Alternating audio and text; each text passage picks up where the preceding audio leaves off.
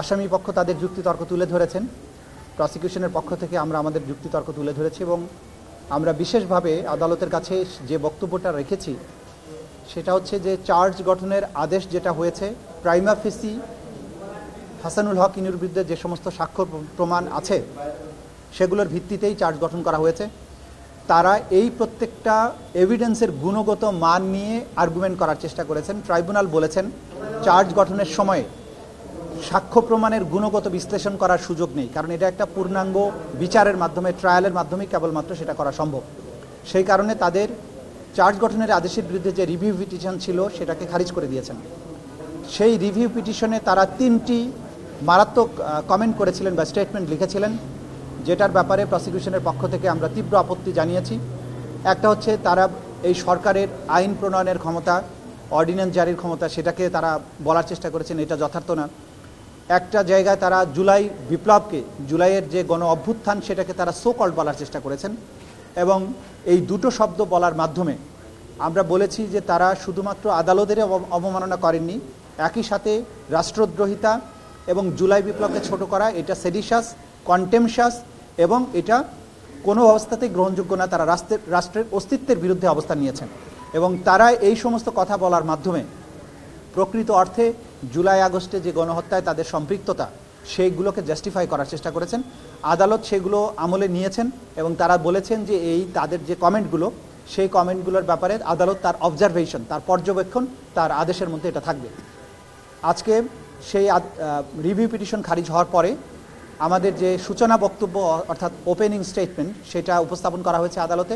আগামীকাল থেকে তার সাক্ষ্য গ্রহণ শুরু হবে। ইনশাআল্লাহ আগামীকাল প্রথম সাক্ষ্য গ্রহণ অনুষ্ঠিত হবে। কালার এক্সপার্ট, জর্জ স্যাপ এবং মাইল্ড অন হ্যান্ডস টেকনোলজি সমৃদ্ধ অরিক্স ক্রিস্টাল ওয়াশ আপনার লন্ড্রি এক্সপার্ট। Thank you. আন্দোলন নিয়ে মন্তব্য করাকে আপনি যে ধরনের মন্তব্য করেছেন সেটিকে রাষ্ট্রদ্রোহিতা বলছেন, তাহলে কি কোনো বিচার প্রক্রিয়া বা এগুলো নিয়ে কি কোনো মন্তব্য করতে পারবেন না কেউ? বিচার প্রক্রিয়া নিয়ে যেগুলো ক্রিটিসিজমের আইনসম্মত সংজ্ঞা আছে, উপায় আছে, সেগুলো অবশ্যই করা যাবে, কিন্তু কোনো বিচার প্রক্রিয়াকে চ্যালেঞ্জ করা, যে রাষ্ট্রের ভিত্তি আজকে বাংলাদেশ নামক রাষ্ট্রটা যে জায়গায় দাঁড়িয়ে আছে সেটা জুলাই অভ্যুত্থানের মাধ্যমে অর্জিত আরেকটি বাংলাদেশ। সেই মহান অর্জন, যে অর্জনের পেছনে 1400 মানুষের রক্তদান আছে, 25,000-এর মতো মানুষের অঙ্গহানি আছে, অজস্র মানুষের চোখের পানি ঝরেছে, অনেকে কারাবরণ করেছেন, আদারওয়াইজ নিপীড়িত হয়েছেন। সেই মহান একটি অভ্যুত্থান বা বিপ্লবকে সো কল্ড বলা, এটা ধৃষ্টতা, এটা আদালত অবমাননা, এটা রাষ্ট্রদ্রোহিতা। এই ধরনের কথা আদালতে বলার কোনো অধিকার কোনো আসামির নেই। এই আদালত যেখানে বিচার অনুষ্ঠিত হচ্ছে এটা গণপ্রজাতন্ত্রী বাংলাদেশের সংবিধানের অধীনে প্রতিষ্ঠিত একটা আদালত।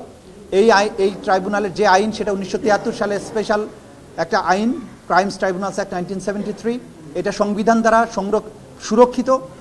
এই বিপ্লবকে, এই আন্দোলনকে, এই আইনকে চ্যালেঞ্জ করে এই আদালতে দাঁড়িয়ে কোনো কথা বলার অধিকার কোনো আসামির নাই, সেটা অবশ্যই রাষ্ট্রদ্রোহিতা হবে। আইনের পরিকাঠামোর মধ্য দিয়ে তার যে সমস্ত রাইটস আছে সেগুলো তিনি পাবেন। এই আইনের পরিকাঠামোর মধ্যে তিনি সাক্ষ্য, তার পক্ষের যে সাক্ষ্য আছে সেটা উপস্থাপনের সুযোগ পাবেন। প্রসিকিউশনের উপস্থাপিত সাক্ষ্য প্রমাণের ভুল ত্রুটিগুলো চ্যালেঞ্জ করতে পারবেন, সেগুলোর ব্যাপারে তাদের কাউন্টার আর্গুমেন্ট তারা দিতে পারবেন। কিন্তু আইনকে চ্যালেঞ্জ করা, বিপ্লবকে চ্যালেঞ্জ করা, রাষ্ট্রকে চ্যালেঞ্জ করার কোনো অথরিটি কোনো আসামির নেই, বাংলাদেশের কোনো নাগরিকের নেই। আপনি তো এই প্রেক্ষাপটে তাদের বিরুদ্ধে আদালত অবমাননার অভিযোগে ব্যবস্থা নেওয়ার জন্য আর্জি জানিয়েছিলেন, সেটা কি গ্রহণ করেছে? আদালত বলেছেন যে না, এই মুহূর্তে কন্টেম্পট আমরা না করলেও তাদের এই কমেন্টগুলোর ব্যাপারে আমাদের অবজারভেশন আমাদের আদেশের মধ্যে থাকবে।